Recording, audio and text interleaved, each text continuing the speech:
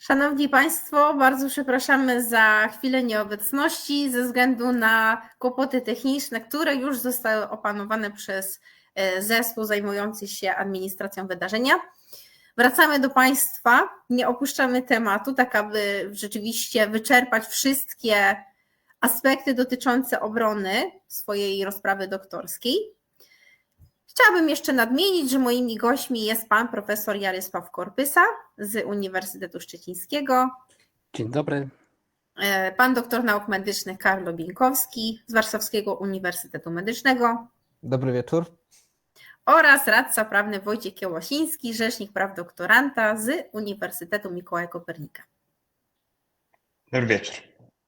Tak, i wracając do naszego tematu, w której pan profesor rozpoczął analizę, co tak naprawdę musimy, jakie są te poszczególne etapy dotyczące przygotowywania i obrony rozprawy doktorskiej. Rozpoczęliśmy naszą dyskusję od tego, że właściwie to już powinniśmy się zastanawiać na etapie rekrutacji. Potem podczas pierwszego roku, kiedy przygotowujemy nasz indywidualny plan badawczy, ale przychodzą takie etapy jak ocena śródokresowa, trzeci rok i tak naprawdę ten czwarty, który jeszcze przede mną jest właściwie, teraz się wydarzy, bo idę na czwarty rok szkoły doktorskiej. Jestem też bardzo ciekawa, co tutaj pan profesor nam, jakie rady udzieli.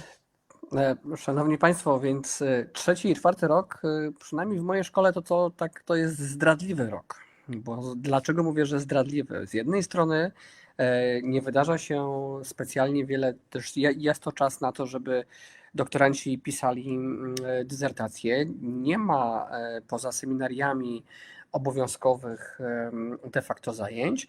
No i to jest ten czas taki, gdzie doktorant, młody adept nauki pozostaje z tą nauką sam na sam, oczywiście przy wsparciu promotora. No i a wiecie Państwo, chociaż Wy jesteście bardzo młodzi, że mimo wszystko czas bardzo szybko mija. Też są inne pewno kwestie, mają Państwo też, pracują, wykonują różne inne obowiązki. No i przechodzimy na ten czwarty rok.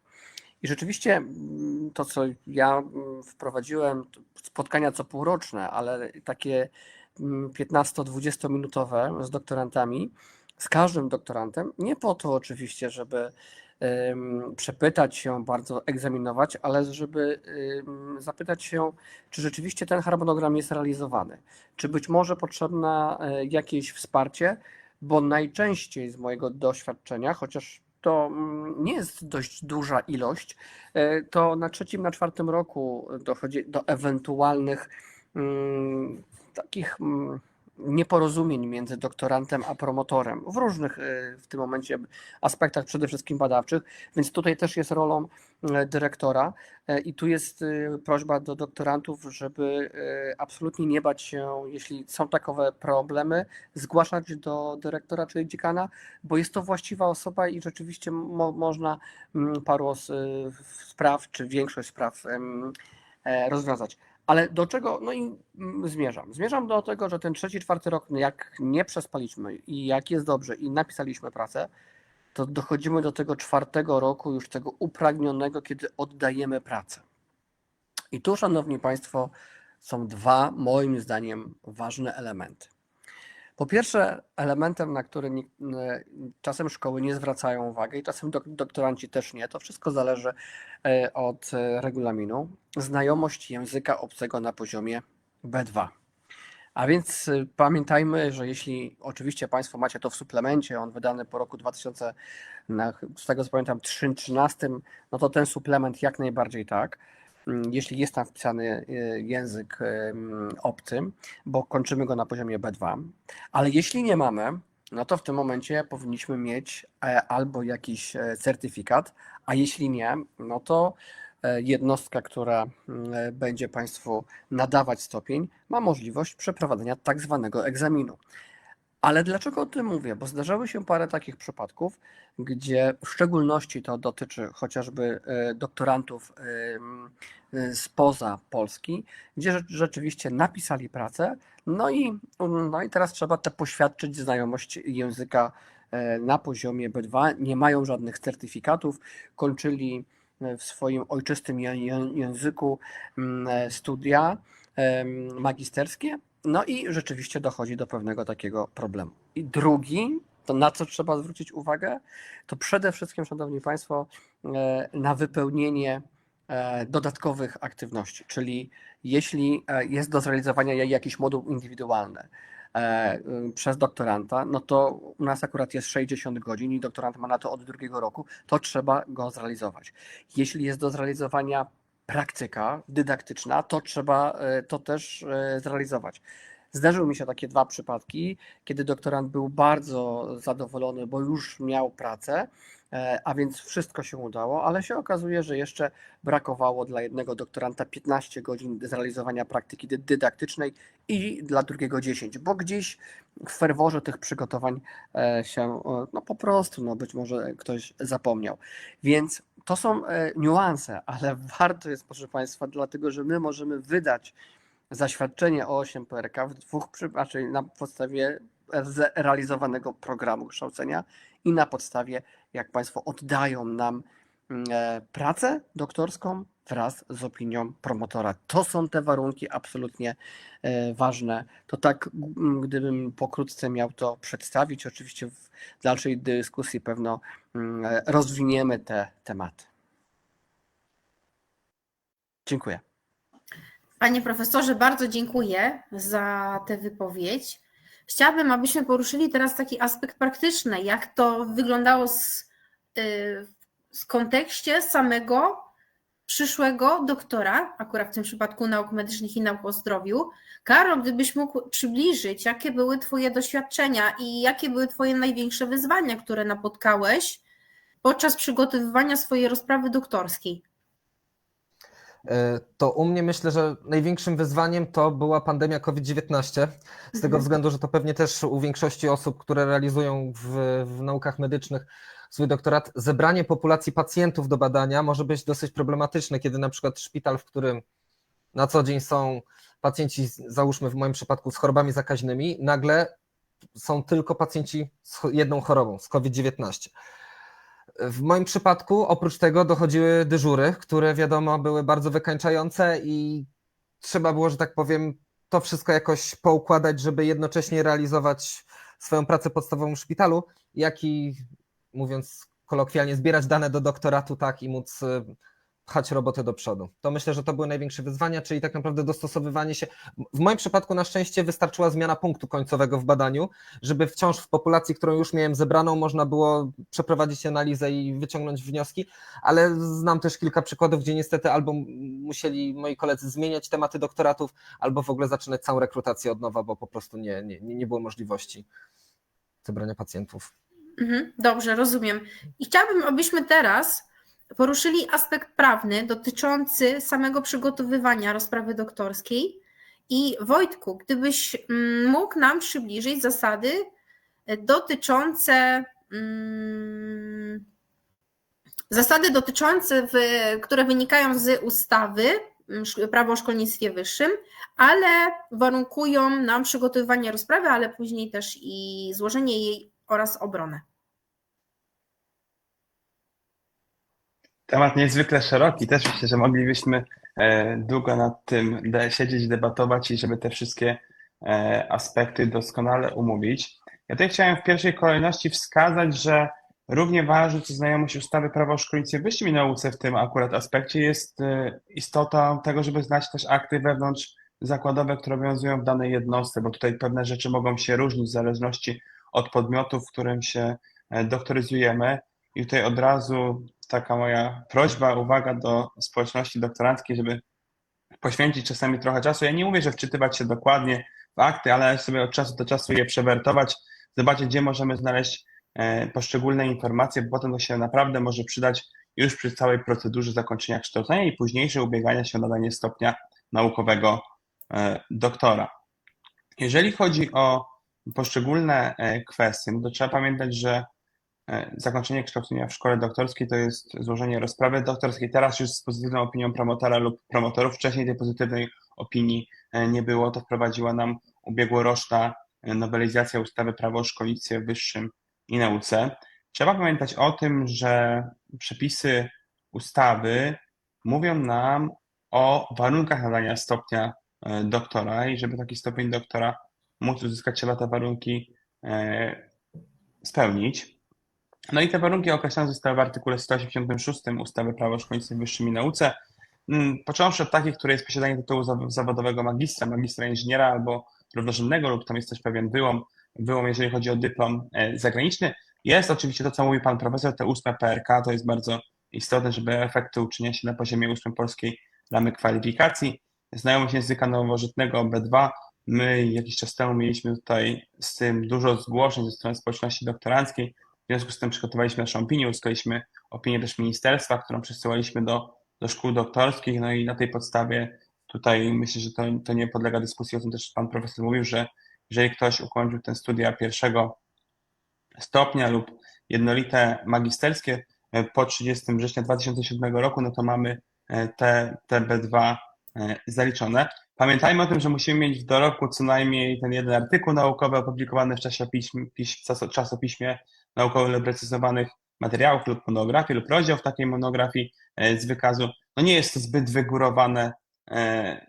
wygórowany warunek, więc myślę, że to każdy spełnia, ale no trzeba o tym pamiętać, że to musimy również mieć. To jest myślę, że szczególnie istotne dla osób, które ubiegają się o nadanie stopnia doktora w trybie eksternistycznym, no bo te osoby z reguły troszkę mniej publikują, więc ważne, żeby o tym pamiętać. Oczywiście trzeba przedstawić i obronić rozprawę doktorską, ale też jest w ustawie taki przepis, który mówi nam o tym, że trzeba spełnić inne wymagania określone przez podmiot doktoryzujący, więc tak jak mówiłem, znajomość aktów prawa wewnętrznego jest również bardzo istotna. Myślę, że może tak tytułem wstępu tyle, jak będą jakieś pytania szczegółowe, tutaj oczywiście chętnie podzielę się informacjami w tym zakresie. Dobrze, Ja, bardzo. jeśli mogę dodać, bo to, Tak. co pan mecenas tu powiedział, to rzeczywiście to jest jedna kluczowa rzecz. Ja pewno też tak myślałem na początku w roku 2019, że obrony będą w szkołach doktorskich. Ale to rzeczywiście obrony są poza szkołami doktorskimi i ta znajomość tych regulacji prawnych w danej jednostce na państwa uniwersytetach jest bardzo, bardzo ważna, ponieważ wiem, że uniwersytetów na początku tego roku akademickiego zmieniało uchwały Senatu zazwyczaj w sprawie nadawania stopni, więc naprawdę warto oprócz szkoły doktorskiej odwiedzić chociażby sekcję nauki czy dział nauki, to różnie jest nazywane, na danym chociażby wydziale, żeby Państwo byli przygotowani. Oczywiście szkoła doktorska winna Państwu powiedzieć dokładnie, tak jak jest, ale powiem z mojego doświadczenia, u mnie jest 18 instytutów i co do oczywiście meritum, każdy instytut przeprowadza w podobny sposób, ale różnią się pewne rzeczy, pewne oświadczenia i tak dalej. I zawsze mówimy do doktorantów, żeby na spokojnie, nie w momencie takim, kiedy już Państwo mają tą pracę oprawioną, my się bardzo cieszymy, ale troszkę wcześniej, 2-3 miesiące wcześniej pójść. Także przepraszam, ale to, że tak się wtrąciłem, ale całkowicie się zgadzam tutaj z panem rzecznikiem, że rzeczywiście no tutaj te regulacje powinniśmy znać, które obowiązują w danej uczelni, bo one nie są zapisane nawet, szanowni państwo, w regulaminach szkół doktorskich, tylko one są w osobnych aktach normatywnych. Tak, proszę Wojtku. Jeszcze tutaj dopowiem, bo pewnie wiele osób było zaskoczonych tym, co się dzieje po złożeniu już tej rozprawy wraz z pozytywną opinią promotora lub promotorów. Tracimy status doktoranta. O tym też trzeba pamiętać, bo to dla wielu może być duże zdziwienie. Nie mamy już tych uprawnień, które mają doktoranci, więc na to też trzeba się w jakiś sposób przygotować. Ja uważam, że akurat to jest złe i te przepisy powinny być w inny sposób tutaj sformułowane. Ja też to wskazywałem na spotkaniu z przedstawicielem ministerstwa. Zobaczymy, co w tym zakresie się wydarzy. Natomiast to jest też rzecz, o której musimy pamiętać, bo wiele osób myślę, że o tym nie wie, że w momencie pomiędzy złożeniem tej rozprawy w szkole doktorskiej a obroną, wiemy, że czasami może to trwać dość długo, to zależy wszystko od całej procedury, od recenzentów, no to tego statusu nie będzie.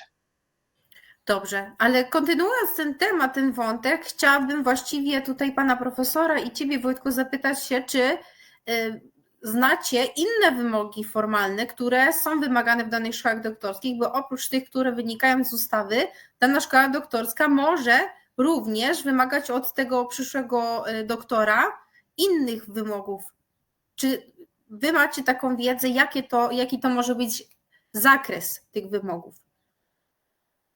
No, z tego co my mamy, to oczywiście powiem Państwu, że nie staramy się jeszcze mocniej zawęzić. Przykładowo my nie potrzebujemy pracy w twardej oprawie, preferujemy elektroniczne, a już jak Państwo w danej jednostce składają tam, gdzie rzeczywiście będzie się odbywał proces nadawania dla Państwa stopnia naukowego, no to tam potrzeba złożenia już jest kilku tak naprawdę egzemplarzy. Co jest jeszcze istotne, również, Szanowni Państwo, my akurat wymagamy jeszcze przypisanie publikacji do danej dyscypliny, ponieważ w toku kształcenia Państwo przez 4 lata również publikują. No i na zakończenie, chociaż my mamy raz na 2 lata, no ale to obligatoryjnie, natomiast na zakończenie również takie kierujemy prośbę, żeby doktorant, no to na potrzeby ewaluacji, przypisał te publikacje, oczywiście firmując swoim nazwiskiem, ale jednak do uczelni, która finansowała mu badania, która też stworzyła mu te możliwości. A jeszcze jedno, też my to jak gdyby wymagamy, aby to się tak nazywa, no powiedzmy kolokwialnie, to taka obiegówka, żeby doktorant nam rozliczył się, czy gdzieś tam nie zalega w jakichś jednostkach. Mówię tutaj chociażby o takiej prozaicznej sprawie, no biblioteka, tak? Czy wszystko jest dobrze, bo tak jak pan rzecznik mecenas powiedział, doktorant traci status tego doktoranta, choć oczywiście jeśli to jest przed 48 miesiącem, pamiętajmy, że nadal ma wypłacane stypendium. Jeśli ktoś złoży w 42 miesiącu, to przez 6 miesięcy ma wypłacane, ale pamiętajmy, że jak ktoś złoży w 40 miesiącu kształcenia, no to troszeczkę jest już z tą wypłatą inaczej. A więc to są takie regulacje, które my, Szanowni Państwo, wymagamy i niemniej jednak wiem, że niektóre szkoły, to w szkołach doktorskich składa się wszystkie egzemplarze i później szkoła pośredniczy w przekazaniu tych egzemplarzy do danej jednostki. Ale gdybym mówił o tych dokumentach, to powiem o tak zwanej obiegówce, powiem o przypisaniu publikacji i rozliczeniu się ze wszystkimi sprawami, które oczywiście one nie mają wpływu formalnego na przebieg Państwa postępowania, no ale my bez tych dokumentów nie wydamy zaświadczenia 8 PRK. Dziękuję.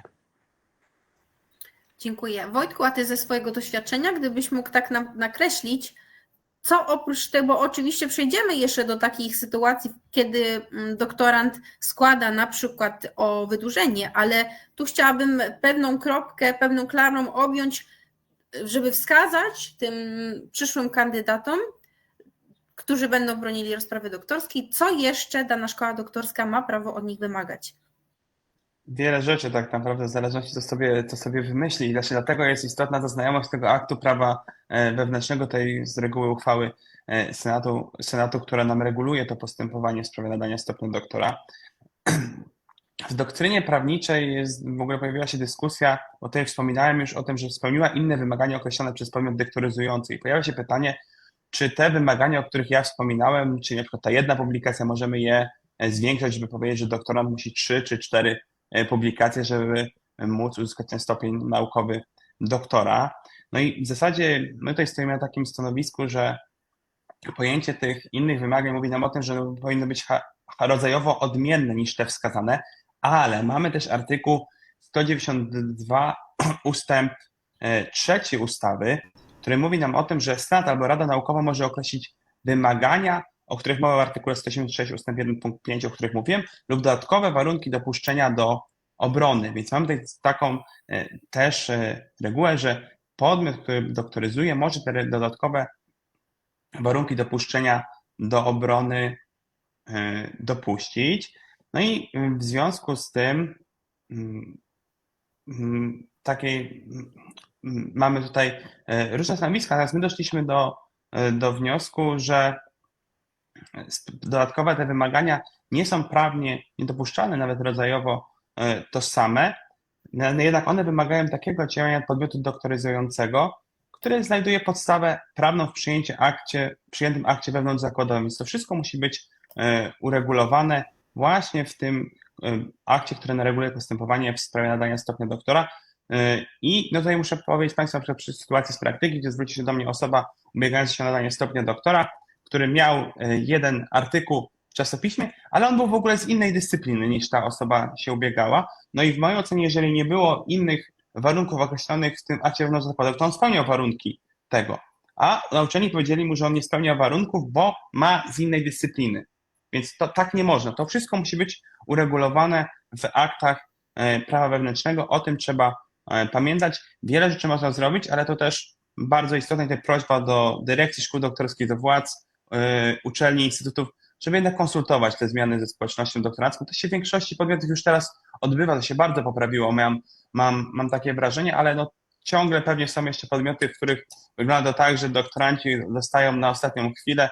Nawet wczoraj dostaliśmy informację tutaj z prośbą o pomoc społeczności doktoranckiej, że w ostatniej chwili dostali tej zmiany do aktu prawnego i co oni mają zrobić. Więc no to nie powinno być też tak, tylko ja uważam, że najlepszym sposobem jest włączanie przedstawicieli samorządu doktorantów już na etapie tworzenia nowych aktów prawnych. Wtedy się wspólnie można w komisjach podyskutować, zastanowić się nad najlepszymi rozwiązaniami, a potem zatwierdzenie chociażby regulaminu szkoły doktorskiej przez samorząd doktorantów, no to już jest tylko formalność i tak to moim zdaniem powinno w praktyce wyglądać.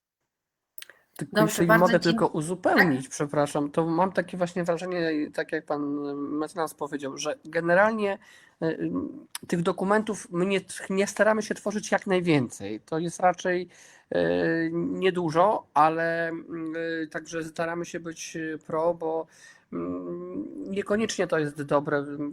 Gro szkół teraz stanie przed takim prozaicznym problemem archiwizacji tych prac, co z tym zrobić i to rzeczywiście teraz ten problem wiem, że w paru szkołach jest. Natomiast generalnie nie tworzymy, żeby Państwo się też nie bali, że nie tworzymy nie wiadomo jakiej dokumentacji, ona jest de facto prosta, tylko prośba jest ważna jedna, żeby zawczasu, żeby nie na ostatnią chwilę, bo często jest właśnie tak, jak mamy taki jeden przykład z panem właśnie cudzoziemcem, z doktorantem z Kamerunu, gdzie już się cieszę, że 11 lipca ma to wszystko stanąć na Radzie Instytutu, wyznaczenie promotorów, a jeszcze jakiś dokument, tu akurat z języka angielskiego brakuje. Pomożemy oczywiście, ale to na ostatnią chwilę nie zawsze jest to dobre. Dziękuję. Dobrze, bardzo dziękuję. Cieszę się, że dyskusja jest żywa, bo to tak naprawdę dla osoby, która nas ogląda, mam wrażenie, że to jest klucz tego całego spotkania, ale chciałabym, żebyś ty, Karol, jeszcze wypowiedział się ze swojego doświadczenia. Jakie to wsparcie formalne i nieformalne uzyskałeś ze strony uczelni oraz czy spotkałeś się rzeczywiście z takimi wymaganiami, które były bardzo mocno wykraczające ponad te minimalne wynikające z ustawy? To zacznę może od końca. Jeżeli chodzi o kwestie, które mnie zaskoczyły, nie było to nigdzie zapisane. Jestem jedną z tych osób, która czyta regulaminy. Może nie jestem tak biegły jak prawnicy na pewno, ale to, co mnie zaskoczyło, u mnie wymóg był taki, że musiałem mieć 5 egzemplarzy doktoratu, jakby w formie papierowej. No i przychodzę i pani mi mówi, że jeszcze musi być 6 do szkoły doktorskiej, bo u nas się składa tam w dziale nauki, to jest pokój obok niż biuro szkoły doktorskiej. No i to mnie zaskoczyło, się zapytałem, no dobrze, co w tej sytuacji? Czy to oznacza, że ja nie mogę teraz złożyć mojej rozprawy, ponieważ nie wiedziałem nawet o tym, nie było w żadnych regulaminach, a oni, tak mi uczelnia przekazała, no bo tak sobie chcą mieć 1 egzemplarz. Ostatecznie zakończyło się to w ten sposób, że po prostu dałem 5 egzemplarzy, jeden, który miał, jakby z tych 5 egzemplarzy 3 miały być wysyłane do recenzentów, jeżeli sobie recenzent zażyczył wersję papierową. Co wiadomo, w praktyce i tak moja promotor wysyłała w formie elektronicznej, ponieważ gdybyśmy czekali na to, aż uczelnia to zrobi, to nie doczekalibyśmy się w ogóle recenzji. Więc 1 egzemplarz, że tak powiem, w formie stacjonarnej sobie pozostał. To była rzecz, która mnie na pewno zaskoczyła z takich kwestii formalnych. Potem, z takich nowości, jeżeli chodzi o takie wsparcie merytoryczne, no to tutaj jakby kluczem do sukcesu mi się wydaje była moja promotor, która jakby sama bardzo aktywnie pilnowała tego, żeby recenzenci byli poinformowani o terminie obrony, o tym, żeby się stawili, członkowie komisji tak samo, których co prawda razem poszukiwaliśmy, ale to, że tak powiem, było ogarnięte. To, co mnie zaskoczyło, to to, że tak naprawdę wszystko jest na głowie doktoranta i jego promotora. To nie jest tak, że ze strony uczelni jest jakieś wsparcie w kwestii poszukiwania członków komisji, recenzentów, no to wiadomo, ale chociaż członków komisji, tylko to jest wszystko pozostawione w moim odczuciu na takiej zasadzie, że jeżeli doktorantowi zależy, żeby się obronić, to on sam znajdzie i z promotorem to ogarnie, a jeżeli nie, no to trudno, to jest jego problem. Potem jeszcze z innych kwestii formalnych bo podam może na moim przykładzie, jak było. Ja z wyrachowania czekałem do 31 marca na złożenie rozprawy po to, żeby jeszcze przez 6 miesięcy dostawać stypendium. Rozprawę doktorską miałem napisaną już we wrześniu poprzedniego roku. I oczywiście jest tam 2 miesiące oczekiwania na recenzję, czego oczywiście też uczelnia w moim przypadku w ogóle nie pilnowała. Ja musiałem wydzwaniać co chwilę, się upewniać, czy już jest odpowiedź jakaś recenzentów. Nagle dostaję informację, jeden recenzent zalega, to faktycznie już jest po terminie, możemy mu się przypomnieć. Potem nagle się okazuje, że w wakacje nie ma żadnego procedowania. Potem, że powstały nowe przepisy, że informacja o dopuszczeniu do obrony musi być jeszcze 2 tygodnie upubliczniona na stronie Biura Informacji i Promocji, zanim dojdzie do tego terminu obrony. A potem jak dzwoniłem, żeby umówić termin obrony, bo to też ja musiałem zrobić, nikt z uczelni, że tak powiem, tego nie będzie pilnował, to się dowiedziałem, że dopiero w listopadzie jest możliwy termin, ponieważ w październiku są obrony osób, które realizują doktorat z grantów.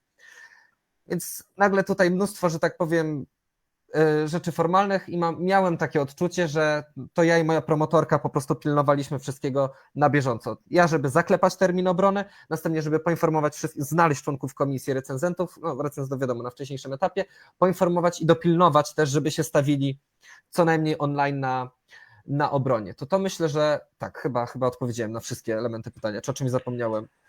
Tak, teraz mam wrażenie, że trochę doktoranci już się tak nastawiają, że to procedowanie to naprawdę trzeba spokojnie podejść do tematu, bo to trwa. I tak jak ty, Karlo, jesteś właściwie tą jedną z pierwszych osób, które broniły się w swojej szkole doktorskiej, to też prawdopodobnie, ponieważ byłeś właśnie z rozpędu, miałeś takie poczucie, że właściwie to już teraz z górki, a się okazuje, że człowiek więcej czeka na to wszystko niż akcja się dzieje. Ale wiem, że pewnych rzeczy nie da się przeskoczyć. Wiem, że tutaj też doktoranci starają się jakieś takie mechanizmy opracowywać, mobilizujące recenzentów do szybkiego procedowania tych doktoratów. Panie profesorze, czy chciałby pan się odnieść do tego jako właśnie osoba, która zarządza szkołą doktorską? Jak to wygląda z perspektywy osoby po tej drugiej stronie? Powiem wam, że jesteśmy po tej samej, mam nadzieję, stronie, ale tu pan doktor ma rację, bo ja byłem nawet recenzentem nie tak dawno pewnej rozprawy doktorskiej, która obrona była w lutym. Natomiast do recenzji w czerwcu, czyli prawie 10 miesięcy czekaliśmy. Ja wywiązałem się z tego terminu, bo ten termin jest, tutaj patrzę na pana Mancenasa, chyba 6 tygodni, z tego co tak zawsze kojarzę, na recenzję. 2 miesiące. 2 miesiące. To mnie 2 miesiące. No i akurat tak przyszło nieszczęśliwie albo szczęśliwie, że przyszło na początku lipca. No i odebrałem, no to od tego momentu ten termin jest, więc wiemy, że rządzi się swoimi prawami, no niemniej jednak jak trzeba, to trzeba, więc w terminie wysłałem, ale czekaliśmy na jedną z 3 tych recenzji, która dopiero nadeszła w styczniu. No i szanowni państwo, tutaj trzeba powiedzieć, że no cóż,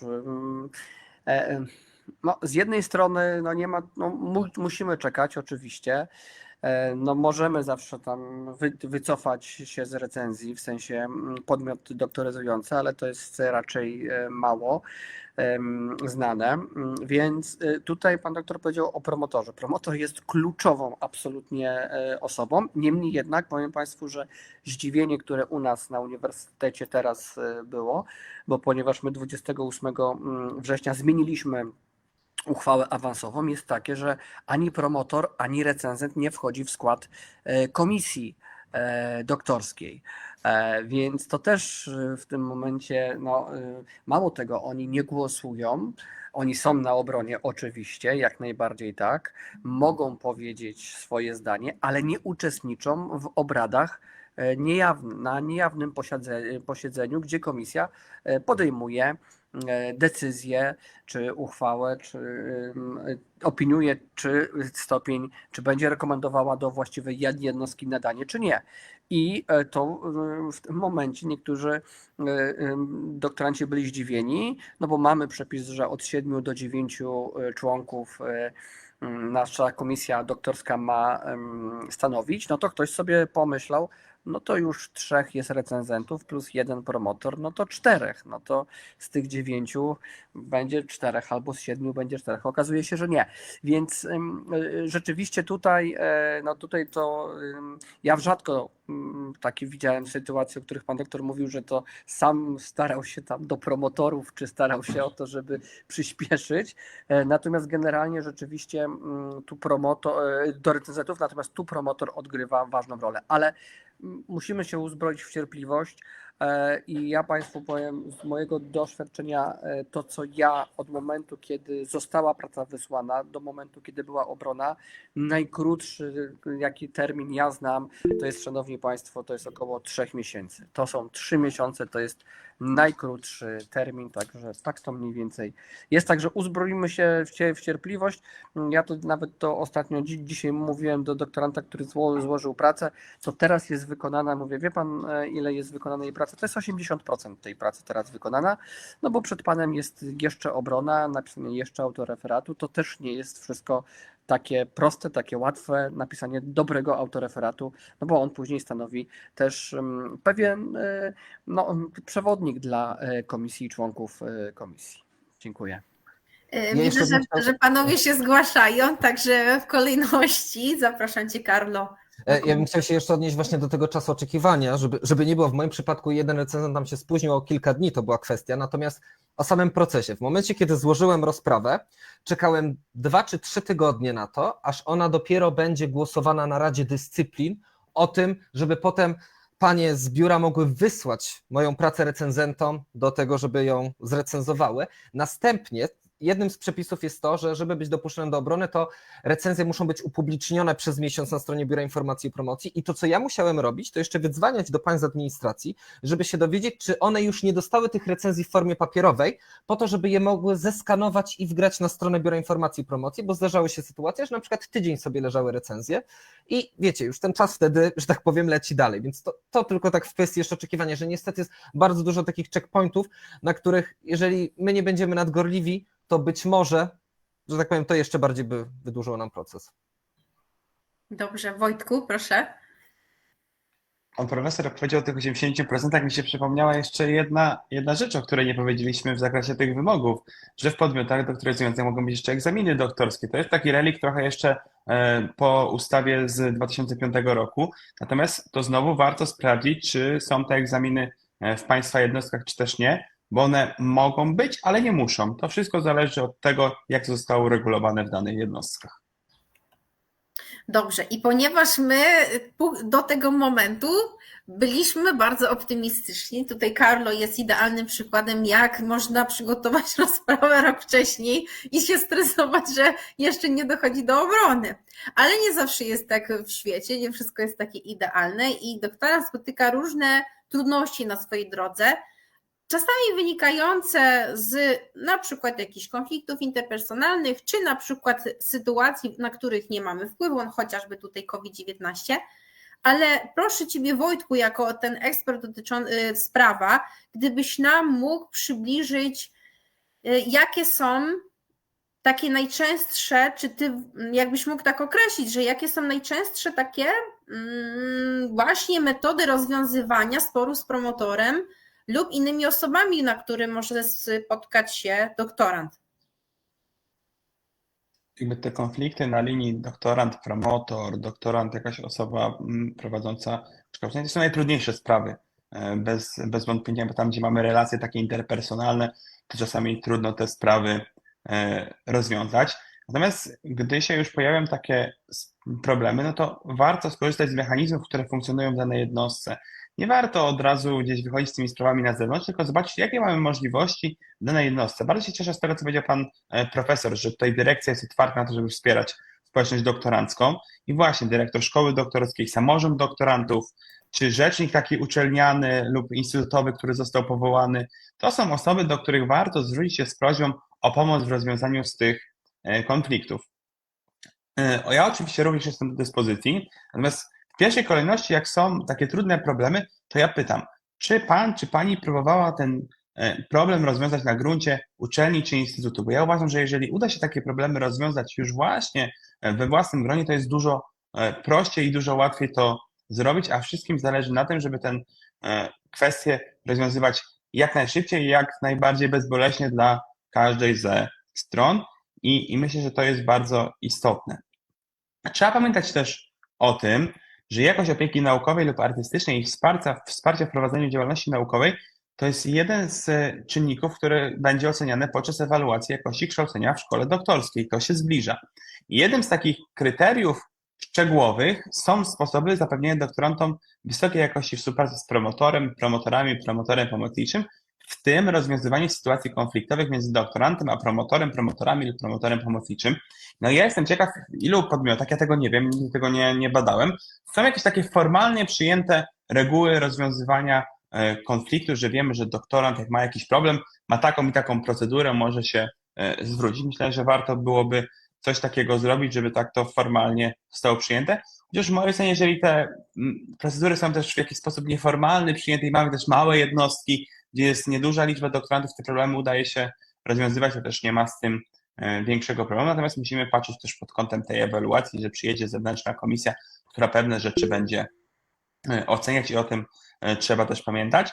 Dlatego wsparcie ze strony tutaj władz szkoły doktorskiej jest nieocenione w rozwiązywaniu konfliktu, myślę, że z tym się wszyscy zgodzimy. Natomiast ja też dostrzegam to, że jakby też to polubowne, mediacyjne rozwiązywanie tych sporów jest coś coraz bardziej popularne i myślę, że to jest najlepsze rozwiązanie dla wszystkich, bo myślę, że i promotorowi zależy na tym, żeby swojego doktoranta wypromować, doktorantowi zależy na tym, żeby uzyskać stopień doktora. Władzom szkoły doktorskiej zależy na tym, żeby ten doktorant, jak rozpocznie kształcenie, żeby je pomyślnie zakończył uzyskaniem stopnia naukowego doktora, więc wszyscy tak naprawdę zmierzają w tym samym kierunku, tylko czasami o tym zapominamy i dobrze jest osoba, która może o tym przypomnieć. Panie profesorze, proszę Tak, bardzo. ja się zgłosiłem, już nauczyłem się, żeby podnieść łapkę, bo tak nie do końca kulturalnie się sobie udzielałem głosu, więc już wiem, gdzie to jest, także wszystko dobrze. Szanowni Państwo, ale tu jest kluczowa sprawa, jednak oczywiście te procedury, u nas nie ma, ja nie znam teraz szkoły, gdzie by była taka formalna procedura, oczywiście oprócz komisji dyscyplinarnej, rzecznika i tak dalej, bo to funkcjonuje dla studentów, dla pracowników i dla doktorantów. Niemniej jednak ja też byłbym ciekaw, jeśli jakaś szkoła by miała to wprowadzone. Niemniej jednak ja jestem za takim nieformalnym rozwiązaniem, to co pan rzecznik mówił, za taką mediacją, bo wszystkim, szanowni państwo, zależy i coś, co może być najgorszego, to a byłem tym świadkiem nie w swojej uczelni, ale byłem na jednej z uczelni, gdzie doszło do konfliktu między doktorantem a promotorem w zakresie praw własności intelektualnych i oczywiście skończyło się to sądownie, natomiast oczywiście sąd powiedział, że prawa własności intelektualnej należą do doktoranta. A później na drodze innego sporu ewentualnie promotor może udowadniać, ile tam jego wkładu było. Niemniej jednak, szanowni państwo, tutaj oczywiście uczelnia okazała się bardzo pomocna, ponieważ postanowiła, ponieważ oczywiście, żeby była jeszcze jasność rzeczy, ten doktorant miał już recenzję i on tylko czekał na obronę, ale nie mógł przeprowadzić tej obrony, ponieważ promotor był 2 razy zapraszany na obrony i 2 razy nie przychodził na tę obronę. a wiemy, że bez promotora obrona się nie może odbyć, o ile może nie być promotora pomocniczego. Więc no i uczelnia przyszła na pomoc, zmieniła po prostu promotora na inną osobę i jakoś no już dzisiaj szczęśliwie ta osoba jest doktorem. No ale też udała się ta osoba akurat do dziekana, rozmawiała, więc ten kontakt jest, szanowni państwo, ja tutaj tak skrajnie teraz przedstawiłem to, ale no takie rzeczy też się zdarzają, bo jesteśmy ludźmi i to nie jest tak, że ktoś jest doktorem habilitowanym, profesorem i zna się lepiej niż magister. Nie. Każdy jest z nas tylko i wyłącznie człowiekiem.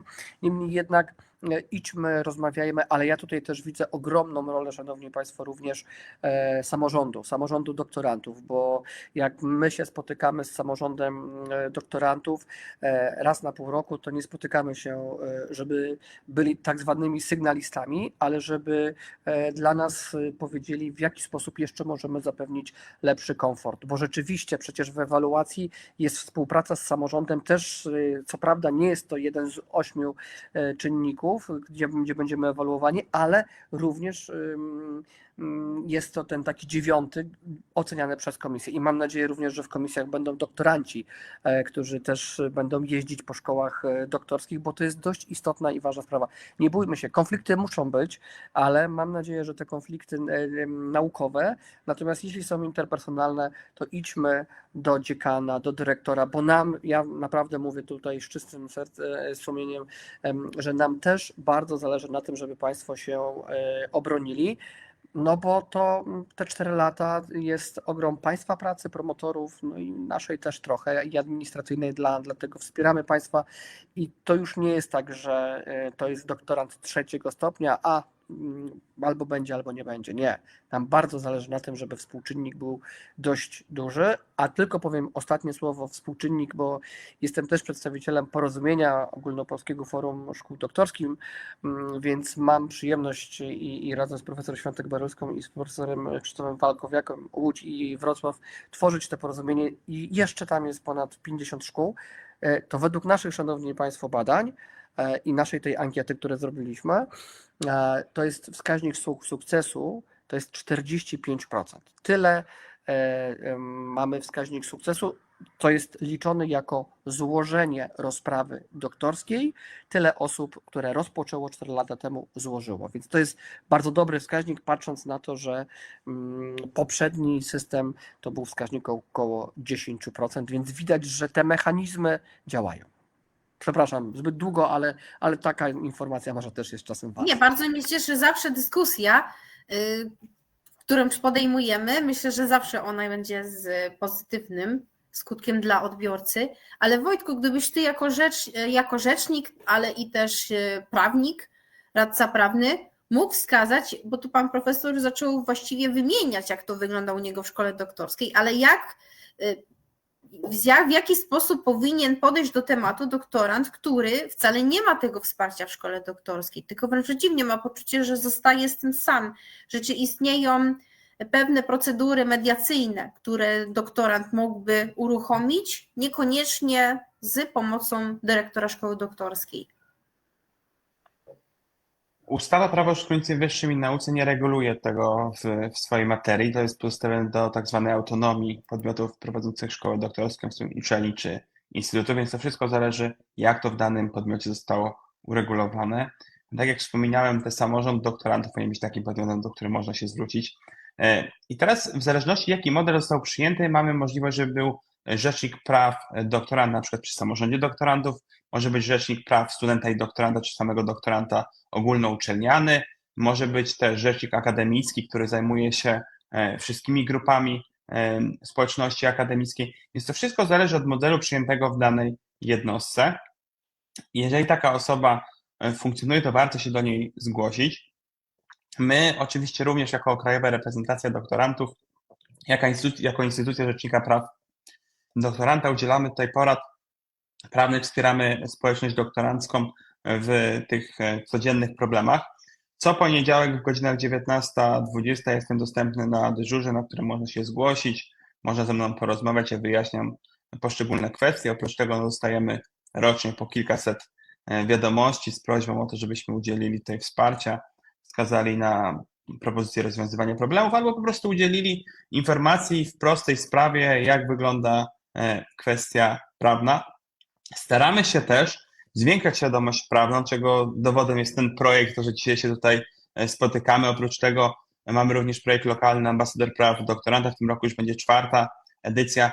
Po raz kolejny powstaną materiały edukacyjne, z którymi będzie można się zapoznać i czasami warto też wejść na stronę prawodoktoranta.pl i po prostu spróbować znaleźć odpowiedzi na takie pytania, które są istotne z naszego punktu widzenia, więc wydaje mi się, że tych możliwości jest bardzo wiele. Trudno uogólniać w tym zakresie, że w zależności od podmiotu prowadzącego szkołę doktorską to może być różnie, natomiast zawsze można znaleźć taką możliwość, żeby tą pomoc uzyskać, czy to w swojej jednostce, czy od Krajowej Reprezentacji Doktorantów. Dobrze, dziękuję Wojtku, panie profesorze. Ja jeszcze tylko słowo, bo tutaj pan mecenas słusznie wszystko wymienił, ale wydaje się, że jeszcze oprócz samorządu doktorantów to są sami doktoranci. Ja widzę, że to jest bardzo dobry przepływ. Nie bójmy dzielić się, jeśli jest ten problem, z innymi doktorantami, pytając się, czy mieli takie przypadki, jak to rozwiązali, bo ta informacja też byłaby przydatna, więc proszę, jeśli już są takie przypadki, żeby nasi doktoranci się nie załamywali, bo naprawdę, jak widzicie, jest ogromny wachlarz możliwości do załatwienia sprawy pozytywnie. Dziękuję. Dobrze, bardzo dziękuję. Chciałabym, abyśmy poruszyli jeszcze inną kwestię dotyczącą urlopu, ale też i takich kwestii formalnych dotyczących przedłużenia. Wojtku, jako rzecznik praw doktoranta, czy mógłbyś nam wskazać, jak to wygląda w kwestii formalnej? W jakiej ilości przysługuje nam urlop? No i też co należy zrobić, jeżeli mimo tego, że wykorzystaliśmy 4 lata, mieliśmy urlop na przygotowanie pracy, to jednak nie zdążymy jej złożyć w terminie. Co należy wtedy wykonać, aby rzeczywiście dopełnić tych formalności poprawnie? No dobrze, to mamy 2 różne tematy, więc zacznę może od tego urlopu na przygotowanie obrony rozprawy doktorskiej oraz zwolnienie od pracy na przeprowadzenie obrony rozprawy doktorskiej. Ustawa Prawo o szkolnictwie wyższym i nauce daje nam możliwość tego, żeby osoba, która nie jest tutaj nauczycielem akademickim lub pracownikiem naukowym, ale jest pracownikiem innego podmiotu i tej osobie przysługuje na jej wniosek urlop na przygotowanie rozprawy doktorskiej lub na przygotowanie się do obrony rozprawy doktorskiej, który jest udzielany w terminie uzgodnionym z pracodawcą w wymiarze 28 dni, którzy w rozumieniu odrębnych przepisów są do tego pracownika dniami pracy oraz zwolnienie od pracy na obronę rozprawy doktorskiej. Takie jest tutaj uprawnienie osób, które przygotowują tą rozprawę doktorską, o tym trzeba pamiętać. Pytanie, czy pracodawca może się nie zgodzić na ten urlop, no to odpowiedź jest tutaj przecząca, natomiast termin trzeba z nim uzgodnić zgodnie z tym, co powiedziałem, to jest bardzo istotne. Zdarzały się sytuacje, że zgłaszały się osoby, które ubiegały się o nadanie stopnia doktora, którym pracodawca nie wyrażał zgody na taki urlop.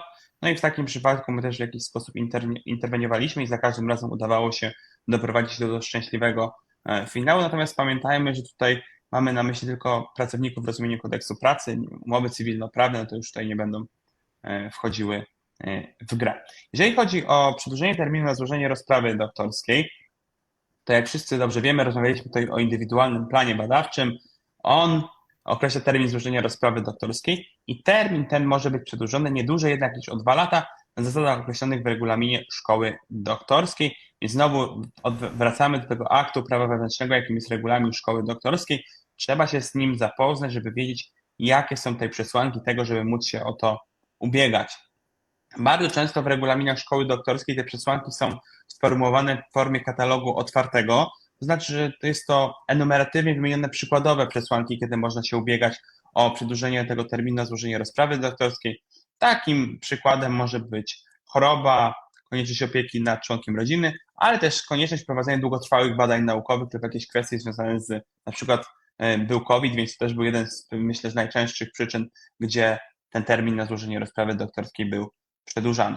No i pewnie pojawia się pytanie, co ze stypendium na przedłużeniu terminu rozłożenia rozprawy doktorskiej. Stypendium możemy maksymalnie przez 4 lata. Jak ten termin 4-letni zostanie przekroczony, to już tego stypendium przyznawać nie można. Do tego terminu nie liczymy zawieszenia kształcenia związane z rodzicielstwem, o tym trzeba pamiętać.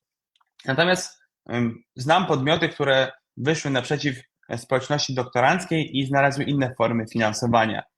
Na przykład Uniwersytet Mikołaja Kopernika w Toruniu, na którym tutaj wspólnie z Gosią się kształcimy, no to przygotował w ramach programu Inicjatywy Doskonałości Uczelnia Badawcza program dla właśnie osób na przedłużenie, żeby jeszcze zwiększyć jakość tej rozprawy doktorskiej. Takie dodatkowe środki można utrzymać, więc są modele, natomiast to nie może być stypendium doktoranckie, o tym też trzeba pamiętać. No i pytanie, czy dyrektor szkoły doktorskiej musi wyrazić zgodę? Oczywiście nie musi wyrazić takiej zgody. Powiem więcej, brak wyrażenia takiej zgody nie podlega skardze do Wojewódzkiego Sądu Administracyjnego, bo to jest taki akt o charakterze bardziej wewnętrznym.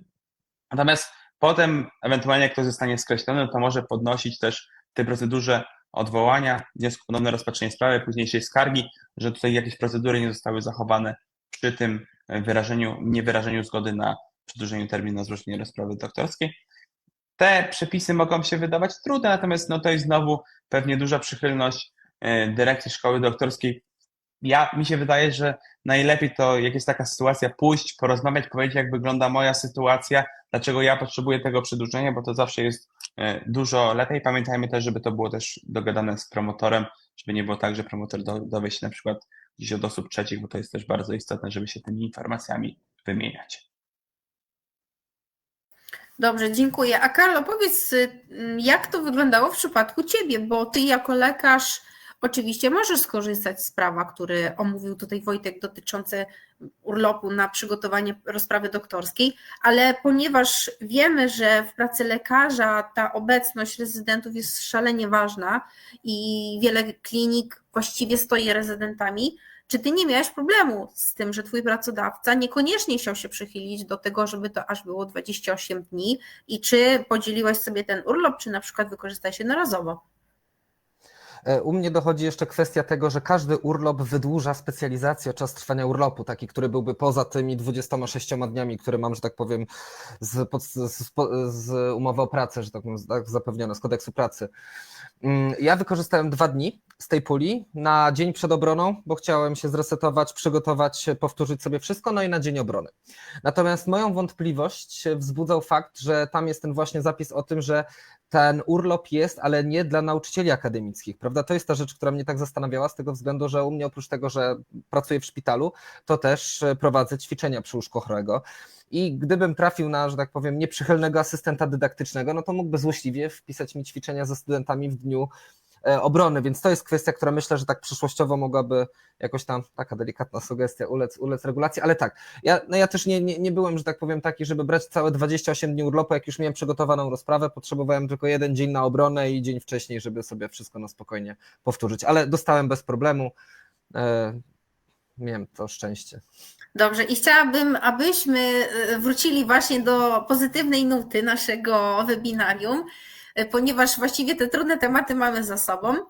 To Karlo, proszę powiedz nam, jak radziłeś sobie z motywacją, co kierowało Tobą, aby zawsze żeby być zawsze przygotowanym do pracy, żeby pisanie tej rozprawy doktorskiej nie było dla nas bólem, tylko przyjemnością. Gdybyś mógł nam zdradzić swoje doświadczenia i też nam sprzedać taką trochę otuchę, że tak, rzeczywiście tam na końcu tej drogi zawsze spotkamy tylko szczęście i sukces. To zacznę może od takiej prywaty. Ja jestem na co dzień bardzo mało cierpliwy.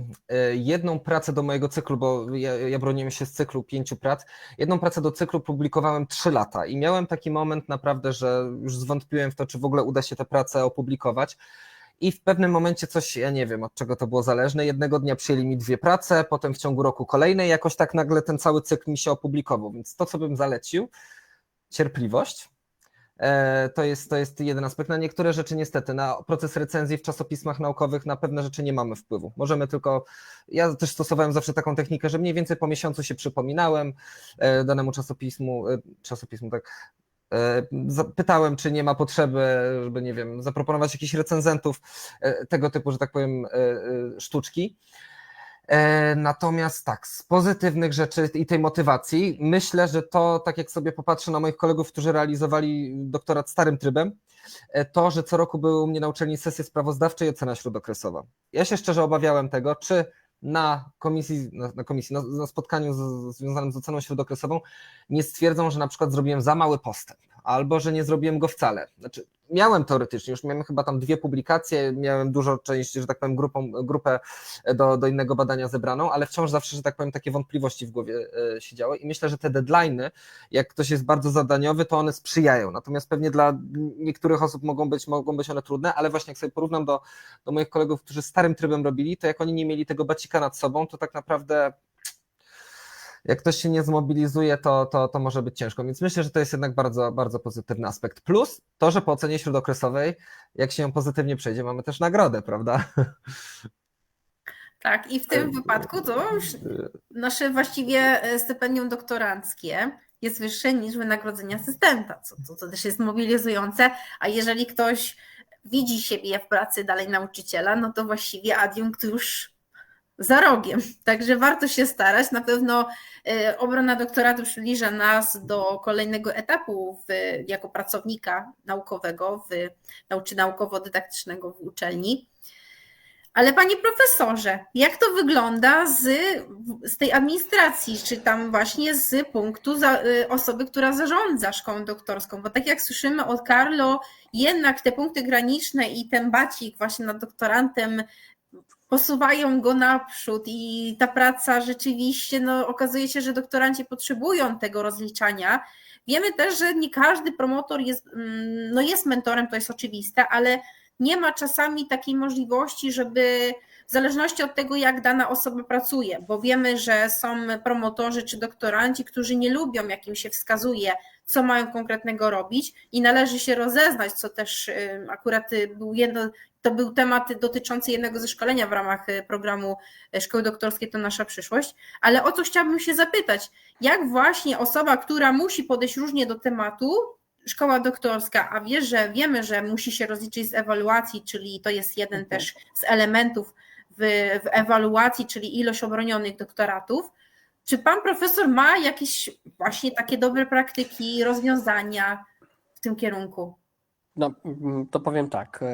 To, co my wprowadzamy, to tak jak powiedziałem, co półroczne spotkania, do których nasi doktoranci prosimy, żeby się przygotowali takim sprawozdaniem w aspekcie nie tyle co realizacji indywidualnego planu badawczego, bo on czasem rzeczywiście może być zmieniany i u nas raz na semestr każdy doktorant ma możliwość zmiany, ale przede wszystkim po to, żeby było to dla nas słowo pisane, pod którym się podpisze i doktorant, i promotor. I widzimy, w szczególności może na drugim roku jeszcze nie, ale już na końcówce 3. i na 4. doktoranci mówią, dobrze, że te spotkania są, bo one nas wewnętrznie jak gdyby tak mobilizują, no bo musimy coś napisać. Nie napiszemy tego samego co 2 lata temu, tylko no rzeczywiście jest to dla nas jakaś swoista taka motywacja. Ta systematyczność, tutaj pan doktor mówił o artykułach, więc jeśli ktoś, no to jest to, że czasem też mi się zdarza, że po 2 latach, kiedy doktoranci składają ocenę śródokresową, oni nie wiedzą jeszcze, jaką formę będzie miał ich doktorat.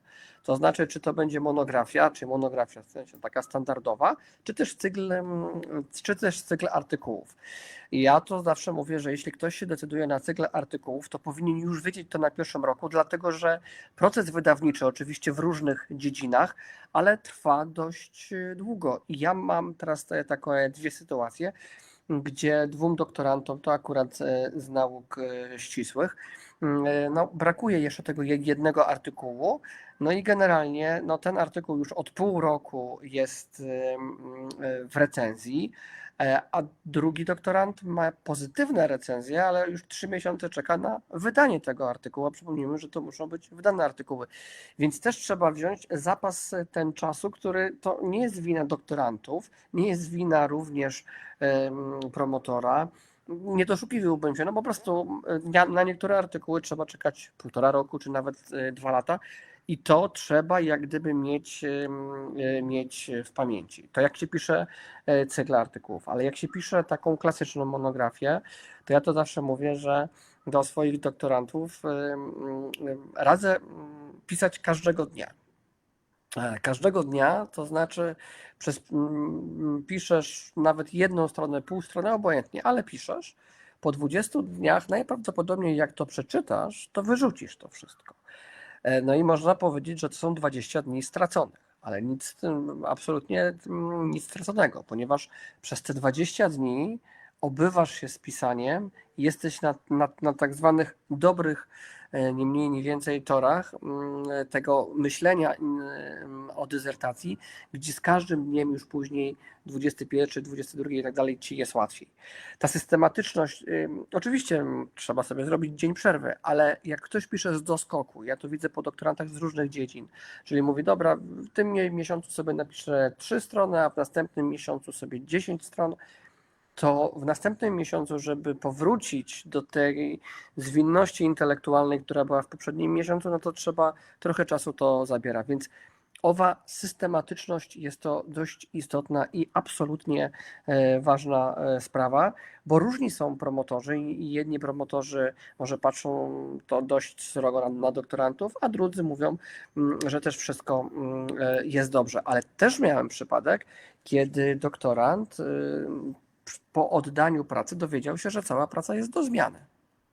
I oddawał części doktoratu, poszczególne części i promotor nie miał żadnych uwag, mówił bardzo dobrze, proszę pisać następne. No i był taki dysonans, naprawdę doktorant praktycznie zbladł, bo przez 4 lata okazuje się, że no cóż, było wszystko dobrze i na końcu oddaje prawie że wersję finalną i promotor mówi mu, że wszystko jest źle. Udało się jakoś znaleźć tą wyjście z tego problemu. Tu bardzo dużo i myśmy zrobili, ale również i dziekan danego wydziału. Ale ta dobra współpraca z promotorem to jest naprawdę bardzo istotne. Czasem w żartach mówi się, niech Państwo się nie obrażą za to. Ważne jest, kto jest promotorem. To jest ważne, tak? Doktorant jest ważny, ale ważniejsze jest to, kto jest promotorem. Ale to nie o to chodzi. To tylko chodzi o to, że to nasz jest mistrz i ja swoich promotorów pamiętam i jestem im wdzięczny, więc słuchajmy tych naszych promotorów, ale bądźmy też, musimy mieć w sobie taką mobilizację i systematyczną pracę, bo to wydaje się, szanowni Państwo, jest klucz do tego, żebyśmy w ciągu 4 lat. Natomiast jeszcze się odniosę, ale faktycznie to jest ja to nie określam jako władzę, do tego przedłużenia.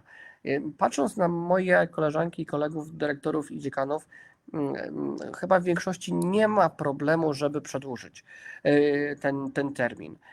Ale z praktyki wiem, że nie jesteśmy od razu chętni do tego, żeby o 24 miesiące przedłużać. Raczej to jest tak do 12 miesięcy, ale też prośba jest, jak Państwo przychodzicie, bo to jest bardzo dobrze, co Pan mecenas powiedział, przyjdźcie, skonsultujcie, zanim przysłowiowe mleko się wyleje, i porozmawiajmy, bo rzeczywiście rozmowa bardzo dużo daje, więcej niż słowo pisane.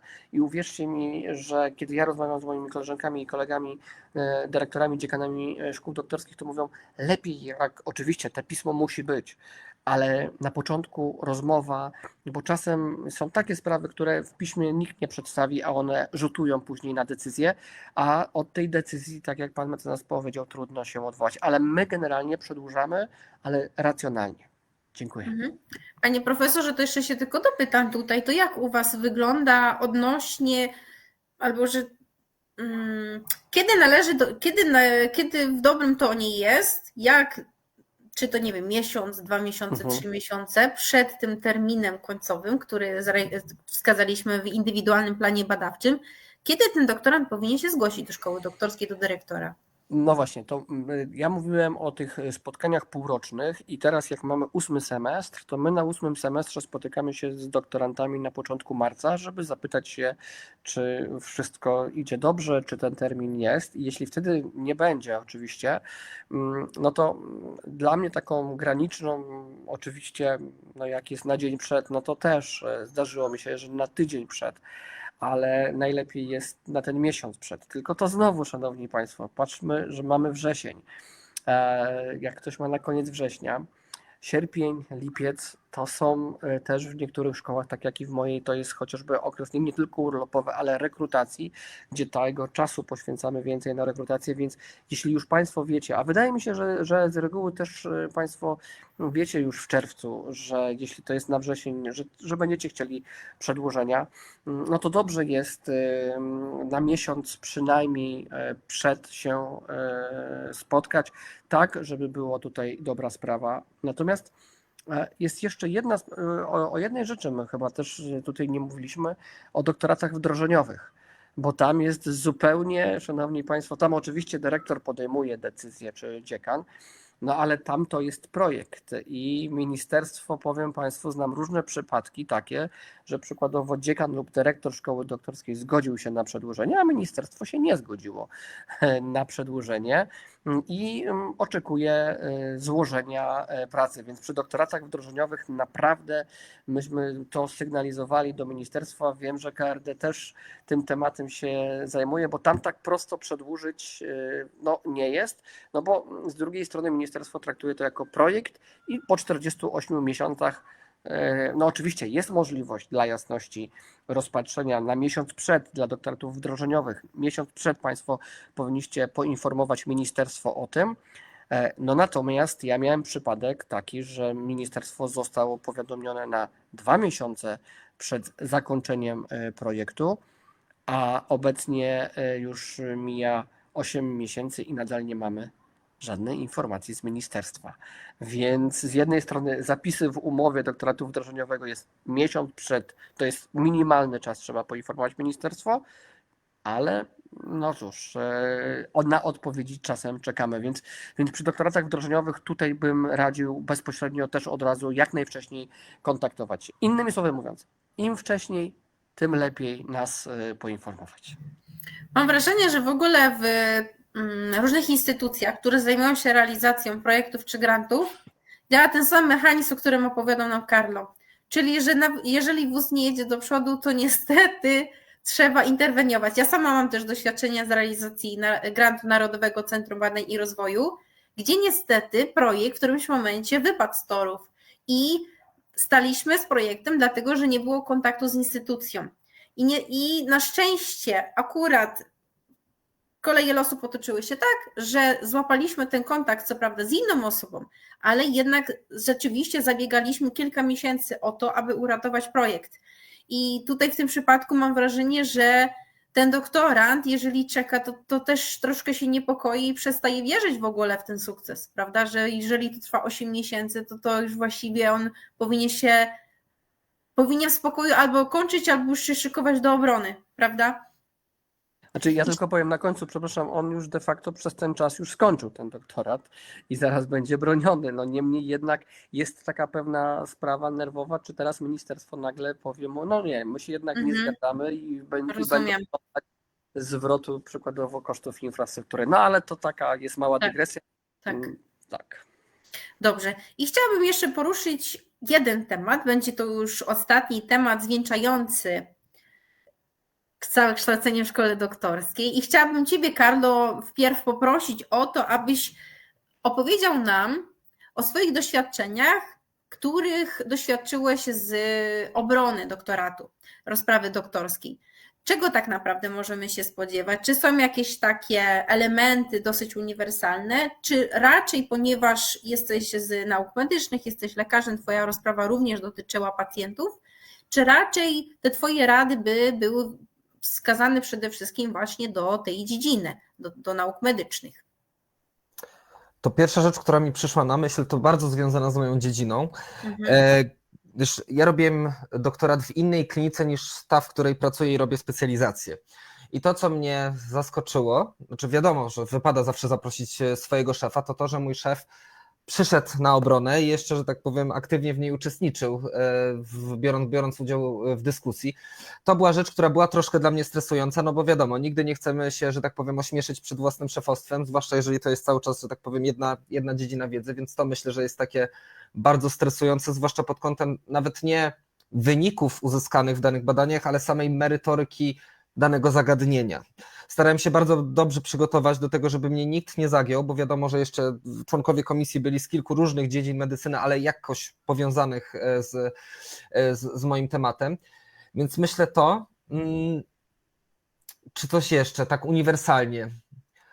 Bardzo dużo osób powtarza, że obrona doktoratu to jest pewna formalność, że już przecież ma się pozytywne recenzje, że tak powiem trzeba tylko przyjść, zaprezentować, ale ja bym tak, że tak powiem, ostrożnie do tego podszedł, ponieważ oprócz tego, żeby troszkę merytorycznie wiedzieć na własny temat, trzeba coś wiedzieć o własnych badaniach, które się przeprowadziło.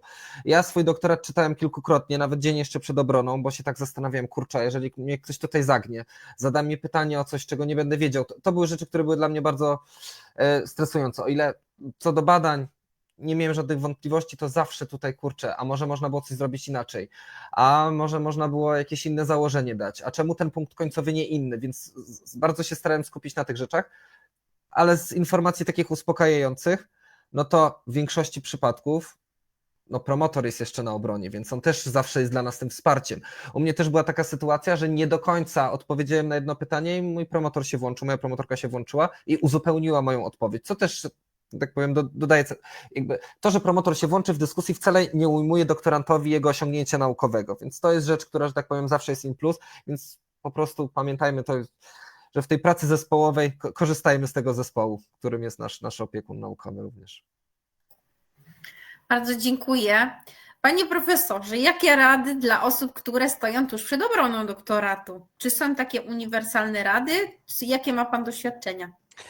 No, to jest zawsze, to nie są, tak jak pan doktor powiedział, to nie jest formalność. Niektórzy mówią, no są 3 recenzje pozytywne i tak dalej, ale jest zawsze ten stres. On jest oczywiście potrzebny i proszę uwierzyć, że ja jako promotor też się stresuję.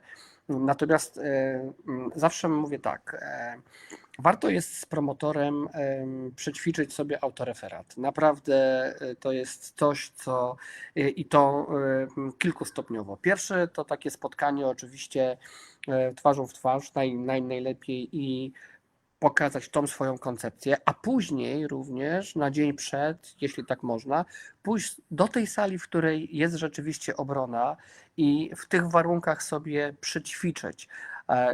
Też czasem jest złośliwość rzeczy martwych, my to wiemy przy wydrukowaniu pracy, a projektor nie działa i tak dalej. Więc wtedy wchodzimy spokojniejsi, szanowni państwo, na tą obronę, jeśli przećwiczymy sobie i dobrze jest, żeby właśnie przećwiczyć przed innymi osobami. To często jest też tak, wiem, w niektórych uczelniach, że ćwiczymy, mamy tak zwaną obronę próbną, nawet przed katedrą czy przed zespołem i oni zadają, koleżanki, koledzy, pytania właśnie po to, żeby obyć się z tym, żeby sobie to powtórzyć, żeby ten przykładowo autoreferat był 15-20 minut i żeby on nie był przegadany, a rzeczywiście, żeby można było jak najbardziej uwypuklić to, co jest. I wtedy jak ćwiczymy sobie parę razy, no to jesteśmy już, czujemy się już oczywiście pewniejsi. I ta obrona to jest też taka dysputa intelektualna, więc ja zawsze zachęcam doktorantów przed tym, żeby uczestniczyli w konferencjach naukowych, gdzie będą mogli prezentować nie tyle co swój doktorat, ale pewien wycinek doktoratu lub pewne rezultaty badań, bo podobny mechanizm pytań, odpowiedzi oczywiście, mówię podobny, nie taki sam, jest na obronie, więc im więcej uczestniczymy w spotkaniach takich konferencyjnych, im więcej dyskutujemy, tym łatwiej nam jest na obronie. Ale na końcu powiem, pamiętajmy, że to jest obrona publiczna, więc może się zdarzyć tak, że każdy przyjdzie i zada pytanie, które jest, szanowni państwo, niezwiązane z tematem. Ja pamiętam jako asystent taką jedną obronę, gdzie rzeczywiście byłem i przyszedł pan i zadał pytanie, które absolutnie nie miało związku. To tam było o rynku pracy, ale zadał pytanie zupełnie z innego obszaru. I wtedy właśnie to, co pan doktor powiedział. Promotor, pamiętam, wstał i powiedział: no jasne, to jest jak najbardziej, ma pan prawo do zadania tego pytania, ale wybronił doktoranta, więc w razie czego to zawsze mamy taki guzik bezpieczeństwa. Ale podsumowując, dobrze przygotowany autoreferat razem z promotorem, próba tego autoreferatu i przede wszystkim również próba generalna w tych warunkach, w których będziemy następnego dnia prezentowali. No i cóż, i przeczytać, tak, to przeczytać swój doktorat, przynajmniej przeczytać te najważniejsze kwestie, tak żebyśmy wiedzieli. Ale jeśli piszemy i napisaliśmy go sami, a tak jest w przypadku doktorantów, to powinniśmy być spokojni, choć zmobilizowani. Dziękuję. Karlo, widzę, że tu chciałbyś się dopowiedzieć kwestię. Tak, jak pan profesor wspominał tutaj o złośliwości rzeczy martwych, to mi się przypomniało, że ja na swoją obronę miałem swoją prezentację jeszcze na 3 różnych pendrive'ach, więc to też zawsze dla, że tak powiem, spokoju ducha, mimo to, że trzeba ją oczywiście wcześniej przesłać do odpowiedniego, że tak powiem, gościa z działu technicznego, który potem ją wgrywa, to i tak, jak się ma ze sobą prezentację na pendrive'ie, to jest, że tak powiem, spokój, że w razie czego nawet się, nie wiem, na własnym laptopie ją wyświetli i jakoś to pójdzie. Tak, ze swojej strony dopowiem, że pani profesor Aleksandra Ziembińska-Buczyńska z Politechniki Śląskiej ostatnio na innym projekcie KRD, czyli Krajowej Reprezentacji Doktorantów, już któryś raz słyszę, że zachęca doktorantów, żeby uczestniczyli w takim projekcie, który się nazywa Przedstaw swój doktorat w 3 minuty i okazuje się, że jest to trudniejsze niż przedstawienie doktoratu w 15. Ja oczywiście nie podchodzę jeszcze do tematu, żeby w 3 minuty opowiadać o doktoracie. Zastanawiam się też, co takiego tam trzeba powiedzieć w te 3 minuty. Przecież to temat, ile się sekund mówi. No ale zobaczymy, może kiedyś się pokuszę. I chciałabym Ciebie, Wojtku, na końcu poprosić, jako osobę, która właściwie jest tuż przed obroną rozprawy doktorskiej, ale też i jest prawnikiem, czyli ma dostęp do przeróżnych kazusów, różnych sytuacji, z którymi borykają się doktoranci. Co Ty byś im poradził właśnie, kiedy stoją przed obroną rozprawy doktorskiej? Przede wszystkim, żeby nie bać się pytać. Nie ma głupich pytań, lepiej zadać pytania koleżankom, koledze,om dyrekcji szkoły doktorskiej, paniom z dziekanatu, zapytać o wszelkie kwestie, niż potem o czymś zapomnieć. To jest bardzo istotne, żeby znać swoje prawa i obowiązki. Ja bardzo często to powtarzam, że zwiększanie tej świadomości prawnej to jest bardzo istotna rola Krajowej Reprezentacji Doktorantów, dlatego ja zachęcam, żeby pytać nas, pytać osoby w swojej szkole doktorskiej i odpowiednio przygotować się nie tylko pod względem merytorycznym, ale też pod względem takim prawno-administracyjnym, żeby nic nas nie zaskoczyło, żebyśmy byli na wszystko przygotowani, wiedzieli, co musimy zrobić krok po kroku, bo to na pewno oszczędzi stresu i pozwoli, żeby doprowadzić szybciej do szczęśliwego końca tą obronę rozprawy doktorskiej. A tak jak wspominałem, wszystkim na tym nam zależy. Panie profesorze, proszę bardzo. Jeszcze jedna taka rada. Pójść na obronę przed swoją obroną. Uczestniczyć w obronach koleżanek i kolegów przynajmniej jednej przed tym, żeby zobaczyć w swojej jednostce, w jaki sposób się to odbywa, poznać tą całą strukturę. To naprawdę chodzenie, ja to nawet uważam, że na 2 obronach przed swoją obroną też warto, tak właśnie od tej drugiej strony, bo zbiera się doświadczenie. To też doktorantom pomaga. Tak właśnie zapomniałem o tym powiedzieć, a być może to jest przydatne. Myślę, że nie powinnam mówić swojego doświadczenia, ale znam taką historię, nie wiem, czy ona jest prawdziwa, czy nie, że osoba, która broniła się na doktoracie, zaprosiła swoich przyjaciół. No i wiadomo, że to było takie ubezpieczenie, że gdyby nie było żadnych pytań, to ci przyjaciele wiedzieli, co mają robić. Czyli, że nie kuśmy losu, tak aby komisja może miała takie poczucie straty, że oho, za mało pytań, należy po prostu tego kandydata do tytułu doktora przepytać. Ale akurat to jest taka anegdota, nie wiem, czy prawdziwa, czy nie. Myślę sobie, że no na pewno jest to jakiś sposób na życie, żeby się zabezpieczyć. Tak czy inaczej, bardzo dziękuję Państwu za to, że uczestniczyliśmy w tym webinarze wspólnie. Mam takie poczucie, że ten temat dotyczący kształcenia szkoły doktorskiej, tak jak widzimy, już któreś miesiąc trwa i tych problemów, które omówiliśmy w całym cyklu programu Szkoły Doktorskie to nasza przyszłość, przeszliśmy od etapu rekrutacji, przygotowania indywidualnego planu, oceny śródokresowej i teraz kończymy obroną rozprawy doktorskiej. Wiem, że jeszcze pan profesor i tutaj Wojtek Kiełbasiński będą dalej uczestniczyli w projekcie i będą aktywnymi uczestnikami warsztatów, na których już teraz Państwa zapraszamy. Myślę, że spokojnie, Wojtku, tutaj mogę po raz któryś zarekomendować Twoją pracę na rzecz KRD jako rzecznika praw doktoranta, że w przypadku, kiedy by pojawiły się jakieś problemy, to oczywiście śmiało mogą się ci doktoranci zgłaszać na konsultacje. Bardzo dziękuję za Państwa obecność. Jeżeli pojawią się dodatkowe pytania, to prosimy je kierować na e-mail zamieszczony w informacjach na Facebooku. Na pewno na wszystkie wątpliwości odpowiemy.